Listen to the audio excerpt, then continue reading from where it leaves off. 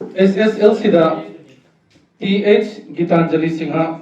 Mano Panotiba percentage asi 87.8 Hagolo ladi. Gitanjali parents Tagatsari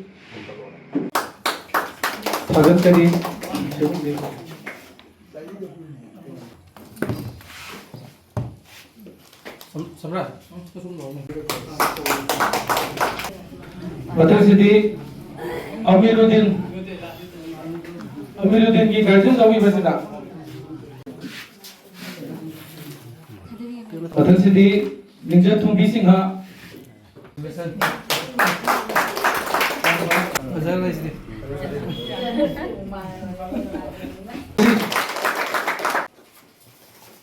Tagatsari Tap foto kap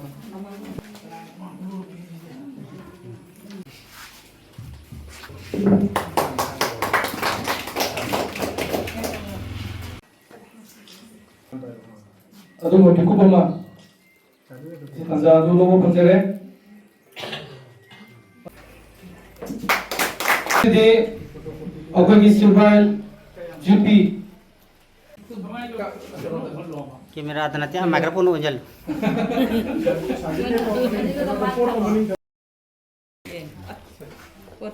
Batal City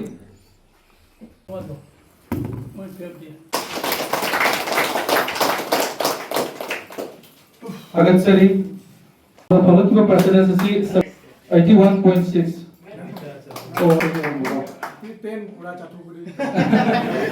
masih bukan kasih kali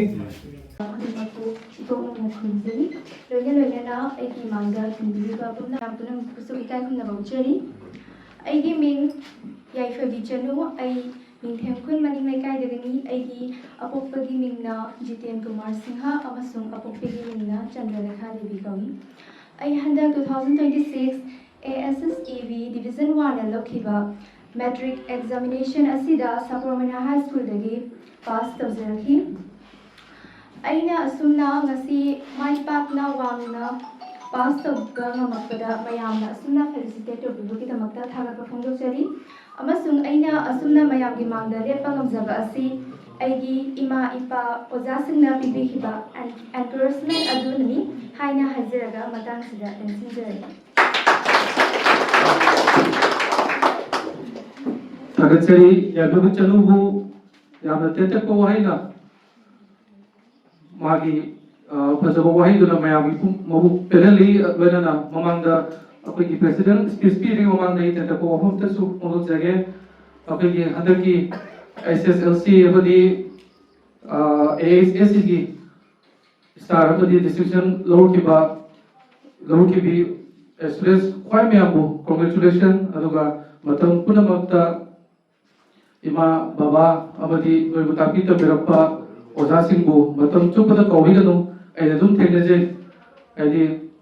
school lagi thogra matungda apagi noigi ojasingdu matam punamakta thengnaba matamda kawgadagi ko mona kuranggadabani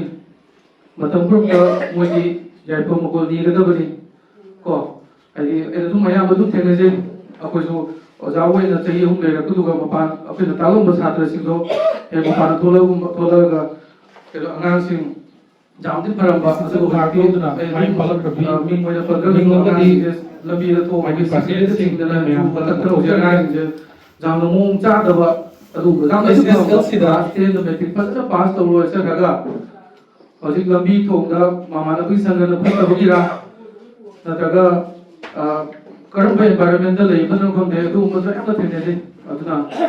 Matam Punamata, Madumba, Patava Labida, Chatana. Master labor in the future. Some of the Toguda was aim and ambition to Jamnamun Kupna, Kalaga, Koptana, the Lobio, Aduga, Taxi Kasi. I was in the junior Muslim senior, the Sakadaba, Taxi Kasi, do Pazanaka Salo, Uchida, my papa, Susoja, my Pakani, Uchi Makal, Wagi, Wakanda review having a home seat from Jaraga, Wagi Aroi Boina. Felicitation program siga Kogurapagi. Thank you to everyone. I am W. Rashmi Devi. I Kasar College. Parents की मिंगना W ब्रजवासी Sinha ममाई मिंगना W हिरावती देवी 92% पास हुई तो पास हो रही से parents की teachers की guidance तनी and कोई पुपू की ब्लेसिंग्स ना सुनी thank you GP na asumhaina ngasi ekoi gi SSLC amasung high secondary CBS na chingbagi chatra singna phajaba marks star amasung distinction dagi henba phangiba chatra sing sibu ekoi na kari gi damakta felicitation tawribeno haibadu gi maramdo ai jamna tentang na kitang haijage felicitation tawribasi maram se अखोई आंगांसिंगसिना होनाजरिबा Modi मधुगी recognition पीबा अदोगी अमसुंग आइदि मकोइबो encourage तोबा मरुइना मरु अहम खक्तनी मसेसिदा अखोइना felicitation दा base तोरगा अखोइना मफम मसिदा मयामगी gathering अखोइना gather ओइलिबसे मसिदा खक्तनी आइना मसेसिदा आइना हाइजरिंगबा आइना अखोइना लाइरिकता फंगजरपदा मियोय बगी पुंसीदा मियोयना बोहनबदा ट्रेड्स तरा मंगा ता त्रुक चंगी ट्रेड्स तरा मंगा तरा त्रुक अदो लेबगी मथौ ताई अदुबु आइना मदुगी मनुंगदुदा ख्वाइदगी अहुम खंतंग आइना मयामदो पंजनिंग बसिना करिना हाबदा मसागी होनजबा ईश्वरना पिथोरकवा खरा अदुदगी एनवायरनमेंट असिगी मनुंगसिदा चौराकना ngसाइगी ट्रेड्स मी अमदा नुपी नत्रगा नुपा अमदा लेगदबा ट्रेड्स तो मदुगा जाउरिबा मचा मचा सिंग असिसु मसिना कवर ओइरमानायना खली अखोइना ngasi छात्र से मकोक जाम फै फै फै फै हारगा कोंडंगदा करिमदा ओइदबा नत्रगा फते फते फते फते ना हौरगा कोंडंगना मयाम अमा फदोपा मयाम अमा कोइ थेंगनै अखोइगी क्लासमेट ओइनेसु मयाम अमा दुम जाउरे हमदुना आइना हारिबा ट्रेड्स अहुम से मसी दे आर वेरी कोरिलेटेड मसी अहुम सिग मनुंगसिदा अमा खतंग वाटपदा मी अदो माकी लाइफ अदो परफेक्ट ओइबा मी अमा ओइना हिंबा आइदि होजिकी कॉम्पिटिटिव एसिगा मदु कॉम्पिट तोबा ngamgani हाइबसे आई मदुई थाजदे करिना मकोक फरे हाइबा मी दो माना पानिंग्रबा नत्रगे एनवायरनमेंट नदुना फत्तबो ओइतारदि एटमॉस्फेयर ना फत्तबो ओइतारदि मदुना ले कोइना मतम मतमदा मयामनदि अखोइगी कल्चरल से nga कोइना ऐसे नोमाइना चिंबा ते ते ए पंजरोगे अदुदि तौरिबा मसै सिंगसिना छात्रदि परीक्षा की मतम नत्रगा परीक्षा थागदोरिबा अंगांग सिंगसिदा मदुगी इंपैक्ट अदो मदु जामना फते माइंड से एब्जॉर्ब ओइना लेगदबसे मदु एब्जॉर्ब ओइदना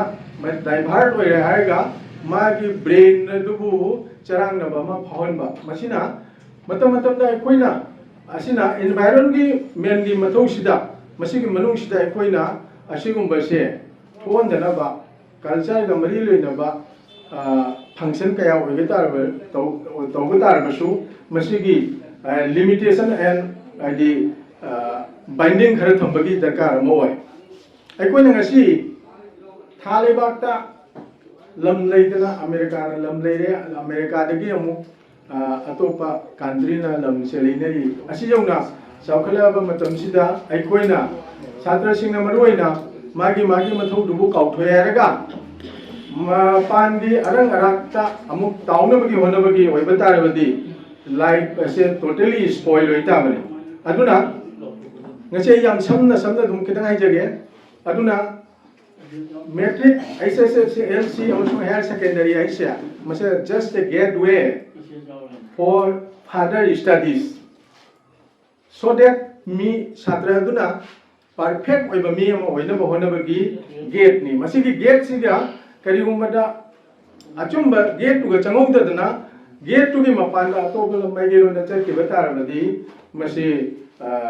अवाब थेंगबदि सोइद्रबनि अदुना गार्जियन सिंगा करिगुंबा आदि पीजी न को सिंगबा हॉस्टल न सिंगबा थंबा तारबसु गार्जियन सिंगना जामना कुबना जामना तोइना मोगी सुपरिटेंडेंट खंगे जहाँ लेरिबसिंगदो मॉनिटर लेरिबा हाबी जाबी सिंगदुगा जामना क्लोज कांटेक्ट ओइबगी दरकार अमा जाम चंगी अदु नत्रदि ngasi aikoina guardian ni makada section na ngak senduna chakki bangang do karigumba aikoi gi mayam na haidamani wa manung da leiba hangoi mapan da thogla ka baharai ba wagi wagi pibam dola ko wai taradi ngasi gi mayam na kari expect tori haibase ngasi siga GP na langi sigi recipient oidori ba satra tara tru kasina नोकोई दा करी expect तौगे ma'am सिना हाइबसे नोय मसी मुन खन्ना नकोई गी further studies तो my पाक न मसी कन होने बताय इवर नकोई से तुंगी मरुइना कोई गी सिरबार गी जुमगिरे लोय दोरमी नकोई ना ngasi 92% 96% काइना फंगतना सिरबार गी मनुंग दा जावरी बसे कोई दि मंग मंगते लेटर लोब छात्र मा थोलक मत थोपदने मार्क्से मनाक नक्पा मनाक लेपो हौदा कीबा अदुमगी अकोई फिबम से सिलवार से लेरेमी अदु ngasi 90 हाइबा 90% फंगबसे मसी काम नम मरा काइना थोबे मसी करिना नो हाइबदा हौजिकी कॉम्पिटिटिव ओइबा एसिगा मपासिंगना मचादा तौगदब थौदांग अदुरगी स्कूल की ओजा सिंगना सादर सिंगदा तौगदब थौदांग अमसु एनवायरनमेंट ना मसी पुनम गसिना पुंजले हारगा मी अंगांग सिमा परफेक्ट में ओइनबा होनबदा फाइदगी दायित्व लौरिबनि अदुना ngasi aina haijeriबसे मयाम एनवायरनमेंट अमसु आइदी छात्र एनवायरनमेंट सिना मसी फतब तारबदी मफम अदुदा अफबा म ओइरके एनवायरनमेंट हाइबसे जामना अफबा जामना अलुबा जामना दरकार ताबा आइदी पोषकमनि मतमनुमदा आइकोइना अदुम फॉर इंस्टेंस आई मयामदा हिंगसे कइनाइदा मतमनुमदा सिबारसिगा थोलकपा अफबा अंगांगमा थोलकपा मतमदने मयामना मादी आइदी कनो ओइग्रे लाइक की तीन ओइग्रे लाइक कनी कानाबा अदु अदा डिस्करेज तोबने मसिगुमसे अकोइदुम थेंगना लाई बट हुजिकति तौनद्रे अदुगु मनुंगदि सोइदनमकी जेलासी हाइबसि मदि लैबनिना सोइदनमकी तौरमगद्रा हाइबसे आई खनि मसि पुनमगसे मसि आइकोइना मसि ओइदनबा ngसाइगी एनवायरनमेंट गी अजोब थौदांगदुगी मखा दुगा आइकोइना मसि तंगाइ फदना तौबम थोइ अदुना आइना ngasi रविंद्रनाथ हाइबा वाफम अमलै आइना ngasi थौना फना को गसि नोन धदना आइना आइगी थौदो तौब तारबदि सोइदनमकी हाइदि आई मी अम ओइबा ngमगनि हाइबगी वाफम अम हाइ women's are the embodiment of divine mother नुपी सिंह से एम्बोडिमेंट ऑफ आइदि ईश्वर की कइनोमनि हाइदि ईश्वर की आइदि मौचिन ममीदो अदुगुम्बा असे नुपी की थाकसे आइकोई सोसाइटी दा मयामना जामना वांगना थमी नुपी हाइबदि ममा ओइबना फबदारबदि मचा सोइदनबकी फनी हाइबसे मसिगी मनुसिदा लायब अमसुंगिना कुनबगी वादी करिमौ नते बट मसरिसिदा आइकोइना नेपोलियन ना करी हाइगे हाइदो इतिहास ता पाबा प्रजासिंग मयामसिंगना खंबिरमगनी अदुना ममा द बेस तौरे हारगा मी अमा आइदि मचा फतब तारबदि ममा द लोइ ताइने मपा द मौ ताइने दे मसी ममा सिंगना मसीगी दायित्व सिसु आइदि खंगना चटपिउ हाइबगी appeal SIM थमजरी अमसुंग ngasiगी recipient ओइगदोरिबा Silwar GP की मनुंगदा लेरिबा एसएसएलसी अमसुंग हायर सेकेंडरी की छात्र सिंगदा तुंगी फ्यूचर की जायफा मंगोल की दमता ईश्वर थौनी जरे हारगा आइगी तेंदा कोफम सि मतांगसिदा टेंशन जरगे मयाम थागे जरी यामना थागलिंगाइनी मरमदी असमायना तौबा अखोगी जीपी की कामबुना सिल्लगा अंगांसिंगबो इंप्रेशन पीना बेदम तौबना बिरेसे नसी यामना थागलिंगाइ ओइबा अमसुंग तुंगा होरपा अंगांसु इंप्रेशन ओइबा अदुबा थौरमननि असुमा थौरमसे दुम पांथोकना चललदि अंगांसिंगी मागी एडमिशनसु फजनी अदु मतंदा अंगांसिंगसिना फारबनिना माइ मखादा होरपा अंगांसिंगसु सुम फारनी जो याम नोंगाइ ꯑꯉꯥꯡꯁꯤꯡꯁꯤꯅ ꯐꯖꯅ ꯅꯝꯕꯔ ꯐꯪꯗ ꯉꯁꯤ ꯃꯦꯇ꯭ꯔꯤꯛ ꯑꯃꯁꯨꯡ ꯍꯥꯌꯔ ꯁꯦꯀꯦꯟꯗꯔꯤꯗ ꯄꯥꯁ ꯇꯧꯔꯛꯄꯁꯦ ꯑꯩꯒꯤ ꯍꯦꯛ ꯏꯆꯥꯅ ꯄꯥꯁ ꯇꯧꯕꯗꯨꯅ ꯑꯩ ꯈꯪꯖꯩ ꯑꯗꯣ ꯃꯊꯪꯗ ꯑꯩꯅ ꯍꯥꯏꯖꯒꯗꯕꯗꯤ ꯑꯁꯤꯅ ꯂꯣꯏꯕ ꯅꯠꯇꯦ ꯅꯈꯣꯏꯒꯤ ꯄꯔꯤꯈꯥꯁꯦ ꯑꯁꯤꯗꯤ ꯈꯤꯇꯪ ꯇꯝꯃꯤ ꯃꯦꯇ꯭ꯔꯤꯛ ꯑꯃꯁꯨꯡ ꯍꯥꯌꯔ ꯁꯦꯀꯦꯟꯗꯔꯤ ꯃꯊꯪꯗ ꯃꯌꯥꯝ ꯇꯝꯒꯗꯕ ꯂꯩꯔꯤ ꯇꯨꯡꯗ ꯇꯝꯒꯗꯕ ꯅꯈꯣꯏꯒꯤ ꯁ꯭ꯇꯗꯤꯁꯦ ꯐꯖꯅ ꯁꯤꯗꯒꯤ ꯍꯦꯟꯅ ꯑꯃꯨꯛꯀ ꯍꯣꯠꯅꯔꯒ ꯑꯩꯈꯣꯏ ꯃꯌꯥꯝꯒꯤ ꯃꯥꯏ ꯄꯨꯔꯛꯄ ꯁꯤꯕꯥꯒꯤ ꯃꯥꯏ ꯄꯨꯔꯛꯄ ꯅꯈꯣꯏꯅ ꯐꯔꯕꯗꯤ ꯑꯩꯈꯣꯏꯒꯤꯁꯨ ꯏꯁꯨ ꯏꯆꯥ ꯍꯧꯔꯤ ꯃꯣꯏꯅ ꯑꯃꯨꯛ ꯅꯈꯣꯏꯗꯒꯤ ꯇꯝꯒꯅꯤ ꯅꯈꯣꯏꯅꯁꯨ ꯃꯣꯏꯕꯨ ꯂꯣꯏꯅꯕꯤꯗꯅ ꯒꯥꯏꯗ ꯇꯧꯕꯤꯒꯗꯣꯏꯅꯤ ꯑꯗꯨꯅꯤ ꯑꯩꯈꯣꯏꯅ ꯄꯥꯝꯖꯔꯤꯁꯦ ꯑꯗꯨꯅ ꯍꯧꯖꯤꯛ ꯅꯈꯣꯏꯅ ꯃꯈꯥ ꯇꯥꯅ ꯀꯔꯤꯒꯨꯝꯕ ꯂꯥꯏꯔꯤꯛ ꯇꯝꯕꯁꯤꯗ ꯐꯖꯅ ꯑꯃꯨꯛ ꯄꯥꯁ ꯇꯧꯔꯕꯗꯤ ꯑꯩꯈꯣꯏ ꯌꯥꯝꯅ ꯆꯥꯎꯊꯣꯛꯆꯒꯅꯤ ꯑꯃꯁꯨꯡ ꯇꯨꯡꯗ ꯍꯧꯔꯛꯄ ꯑꯉꯥꯡꯁꯤꯡꯁꯨ ꯌꯥꯝꯅ ꯐꯒꯅꯤ ꯂꯝꯗꯝꯁꯤꯁꯨ ꯆꯥꯎꯈꯠꯀꯅꯤ ꯂꯥꯏꯔꯤꯛ ꯂꯥꯏꯁꯨ ꯐꯖꯅ ꯍꯩꯕ ꯍꯥꯏꯕꯁꯦ ꯌꯥꯝ ꯊꯤꯅ ꯀꯥꯟꯅꯈ꯭ꯔꯄꯣꯠꯅꯤ ꯅꯨꯄꯤꯅ ꯑꯃꯨꯛ ꯍꯦꯟꯅ ꯐꯩ ꯅꯨꯄꯤ ꯑꯃ ꯂꯥꯏꯔꯤꯛ ꯍꯩꯕ ꯑꯃ ꯏꯃꯨꯡ ꯑꯃꯗ ꯂꯩꯔꯕꯗꯤ ꯏꯃꯨꯡꯗ ꯂꯣꯏ ꯂꯥꯏꯔꯤꯛ ꯍꯩꯔꯦ ꯍꯥꯏ ꯑꯁꯨꯃꯥꯏꯅ ꯑꯍꯜ ꯂꯃꯟꯁꯤꯡꯅ ꯍꯥꯏꯕꯤ ꯆꯨꯝꯁꯨ ꯆꯨꯝꯃꯤ ꯉꯁꯤ ꯅꯨꯄꯤ ꯑꯃ ꯂꯥꯏꯔꯤꯛ ꯍꯩꯕ ꯅꯨꯄꯤ ꯑꯃ ꯏꯃꯨꯡꯗꯨꯒ ꯂꯩꯔꯕꯗꯤ ꯅꯤꯄꯥꯁꯤꯡꯗꯤ ꯃꯄꯥꯟꯗ ꯊꯣꯛꯅ ꯊꯕꯛ ꯇꯧꯕ ꯈꯪꯗꯦ ꯊꯕꯛ ꯁꯨꯕ ꯈꯪꯗꯦ ꯆꯠꯂꯤ ꯅꯣꯇꯤꯁ ꯑꯃ ꯂꯥꯛꯄꯗ ꯀꯔꯤꯒꯨꯝꯕ ꯆꯦ ꯑꯃ ꯂꯥꯛꯄꯗ ꯃꯥꯗꯤ ꯈꯪꯕꯅꯤꯅ ꯑꯣ ꯁꯤꯗꯤ ꯁꯤꯒꯤꯅꯦ ꯍꯥꯏꯗꯣ ꯁꯦꯒꯥꯏꯈꯤꯕ ꯅꯠꯇ꯭ꯔꯒ ꯑꯃ ꯇꯧꯍꯜꯂꯣꯏ ꯑꯃꯁꯨꯡ ꯃꯥꯅ ꯈꯪꯉꯕꯅꯤꯅ ꯂꯥꯛꯑꯒ ꯑꯩ ꯁꯤꯒꯨꯝꯕ ꯀꯩꯅꯣ ꯑꯃ ꯂꯥꯛꯏ ꯍꯥꯏꯅ ꯅꯨꯄꯤꯗꯨꯗꯤ ꯂꯥꯏꯔꯤꯛ ꯍꯩꯗꯅꯅꯦ ꯍꯥꯏꯅꯦꯕ ꯑꯗꯨꯅꯗꯤ ꯑꯍꯜ ꯂꯃꯟꯁꯤꯡꯅ ꯍꯥꯏ ꯏꯃꯨꯡ ꯑꯃꯗ ꯅꯨꯄꯤ ꯑꯃꯅ ꯂꯥꯏꯔꯤꯛ ꯍꯩꯕ ꯂꯩ ꯇꯥꯔꯗꯤ ꯏꯃꯨꯡꯗꯣ ꯂꯣꯏ ꯂꯥꯏꯔꯤꯛ ꯍꯩꯔꯦ ꯑꯗꯣ ꯍꯧꯖꯤꯛ ꯂꯣꯏꯁꯤꯜꯂꯛꯄꯗ ꯑꯩꯅ ꯍꯥꯏꯅꯤꯡꯕ ꯍꯥꯏꯕꯨ ꯅꯈꯣꯏ ꯍꯧꯔꯛꯏꯕ ꯅꯍꯥꯔꯣꯟꯁꯤꯡ ꯍꯟꯗꯛ ꯐꯖꯅ ꯄꯥꯁ ꯇꯧꯔꯛꯏꯕꯁꯤꯡ ꯅꯥꯗ ꯌꯦꯛꯇꯅ ꯄꯨꯟꯁꯤ ꯅꯨꯡꯁꯥꯡꯅ ꯅꯈꯣꯏꯒꯤ ꯁ꯭ꯇꯗꯤꯗꯣ ꯃꯊꯪꯗ ꯐꯖꯅ ꯑꯃꯨꯛ ꯐꯅꯕ ꯍꯣꯠꯅꯕ ꯍꯥꯏꯅ ꯑꯩ ꯍꯥꯏꯔꯒ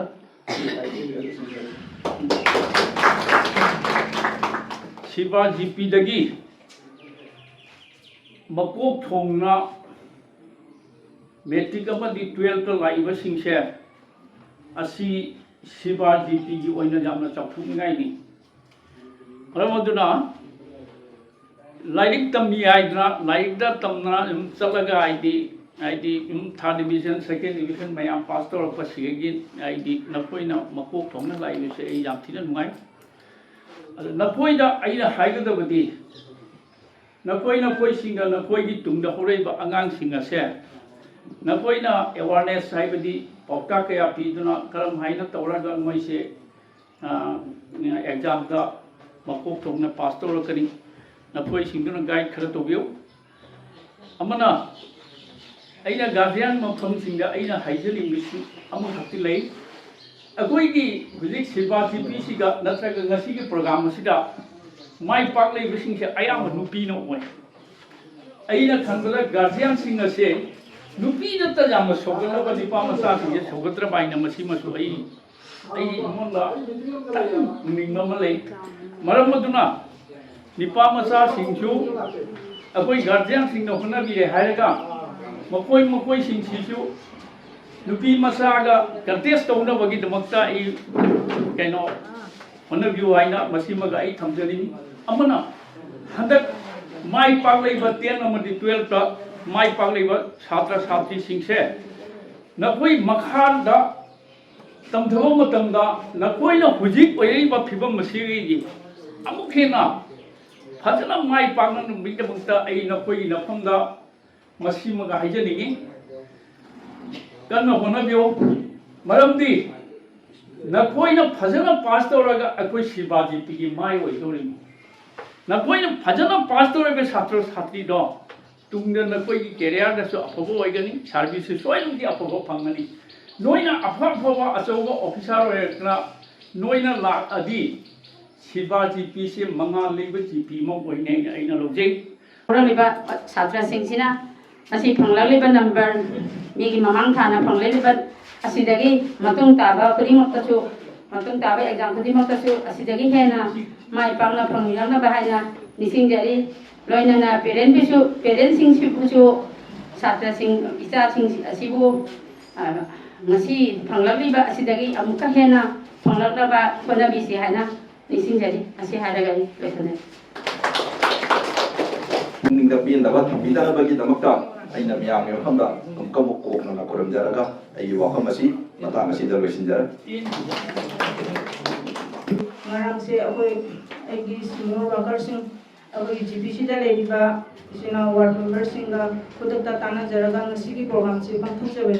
asumai no oine ha je khalude aduna asigi program sigi tabaga ngi leiba isina sing abadi akoi gi angang sing student sing so ai hanana thagachari mathangda akoi hoji SSLC exam amati higher secondary da koi fajana pass to bihare ado mathang ta badasu asidagi henba koi gi marks se loge haina khalaga anang singna like paba khotba masung guardian singna su anang singbu kharam chap to bi mateng to bini haina su khali ado mathang ta dang ko mu koi gi GPC da legi ba makha no koi gi makha da legi ba anang sing hoga leiba singbu su khangdaba khotaba leiba oraga su na koi uraga gi anang sing su noina guide to biu no koi gi heng kon tungda akoi gi GPC gi haru koi sibasi da legi ba sigi mithoi mihen amasu araga su jai